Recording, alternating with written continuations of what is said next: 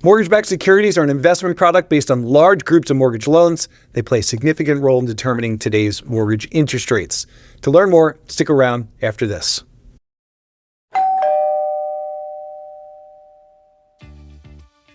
I'm Dan Green with homebuyer.com. My MLS is 227607. Our lender MLS is 423065. We're part of Novus Home Mortgage, a division of Exonia Bank. You can read more about homebuyer.com in the video's description, including our lending coverage and some very important disclaimers. Also, don't forget to hit the subscribe button because this channel is full of excellent mortgage video. And I'm a mortgage guy. Talk to a separate licensed expert for your legal, tax, and financial advice. Now, this video is about mortgage-backed securities, MBS. Mortgage-backed securities are a big part of the home buying experience. It's a little bit insider. You may not have ever heard the term before now. That's okay. That's why we're doing this, because mortgage-backed securities are what's behind the mortgage rates that you may see published by other lenders every day for conventional mortgages, FHA, USDA, VA, alongside other factors like credit risk, Barford qualifications, and lender-specific policies. These are all what determines your rates. MBS are the reason why mortgage rates for these loan types, they change every day, sometimes during the day, sometimes more than twice a day. Also, mortgage-backed securities are why lenders are able to issue so many mortgages in the first place. Because when you get a mortgage from your lender rarely keeps that loan on their books forever. Oftentimes, they sell it quickly.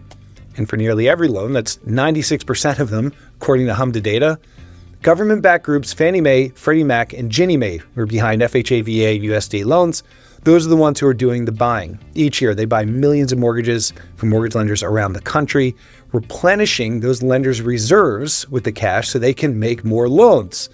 And the entities, they group the loans that they bought together and they put them into something called a pool, which is like a package, which is then turned into a marketable Wall Street product called a mortgage-backed security, MBS, which is a bond. Most loans are bundled and become part of a mortgage-backed security. Fannie, Freddie, Ginnie, they then sell those mortgage-backed securities to institutional investors. That's pension funds, mutual funds, foreign governments, groups who want stable returns that mortgage bonds are designed to provide. So this is a cycle, and it keeps the mortgage market moving. Without the MBS market, mortgage lenders could only lend the cash they have on hand. With the MBS market, mortgage lenders can lend repeatedly. So think of it like this. Imagine 1,000 first-time buyers who each buy a home and use a $200,000 conventional mortgage, on Fannie Mae guidelines. Fannie Mae buys those 1,000 mortgages from their respective mortgage lenders, puts the 1,000 loans together, and creates a $200 million mortgage pool. 1,000 times 200,000 is 200 million. Fannie Mae then creates a mortgage-backed security out of that $200 million mortgage pool and sells it to investors. When an investor buys a piece of an MBS, they're essentially buying a portion of that combined monthly mortgage payments that are coming from the 1,000 homeowners in the pool. Now, investors, they decide whether they want to buy that Fannie Mae MBS or any other MBS by comparing the interest rate on it to the interest rates offered by other bond options that they may have in the market, like for treasury bonds or for corporate debt. If the risk versus reward for those other investments are more appealing than the interest rate offered on a pool of MBS, then investors just don't buy the MBS. And when that happens, mortgage rates that you and I get on our mortgage, they have to often move higher, or else our loans can't be pooled and sold as security. Nobody's buying them. On the other hand, if a mortgage bond appears to offer better returns relative to comparable bonds, demand for MBS on Wall Street goes up. So mortgage rates have the ability to move down, and this is a balancing act.